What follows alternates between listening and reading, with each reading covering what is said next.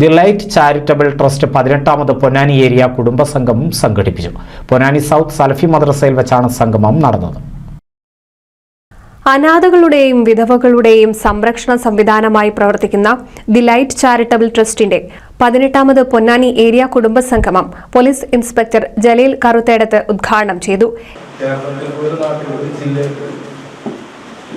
ലോകത്ത് നോക്കുന്നപ്പോൾ ഫലസ്തീനിലെ ദിവസക്കണക്കിന് എന്ത് ചെയ്യണം, അനാഥകളും അഗതികളായിട്ട് ആളുകൾ മാറിപ്പോയി.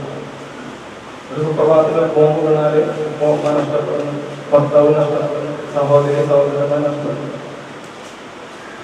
അതിനനുസരിച്ചുള്ള ഇപ്പോ വയനാടിലെ സംഭവം നടന്ന പിറ്റേന്ന് ഒരുപാട് മക്കൾ വലിയ വലിയ സ്ഥാപനങ്ങളാണ്, വ്യക്തികളാവട്ടെ, ചെറിയ ചെറിയ കുട്ടികൾ വരെ കൊണ്ട് പൊളിച്ച് അവരുണ്ടാക്കുന്ന സ്വരൂപിച്ച പണം കൊണ്ട് പൊളിച്ച് ഈ അഗതി അല്ലെങ്കിൽ അനാഥകളെ സംരക്ഷിക്കാൻ വേണ്ടിയിട്ട് അവരുടെ ആ ചെറിയ സമ്പാദ്യം എന്ന് പറഞ്ഞാൽ മറ്റുള്ളവരെ സംബന്ധിച്ച് വലിയ സമ്പാദ്യമാണ്, അത് മാറ്റിക്കൊണ്ടിരുന്നത്.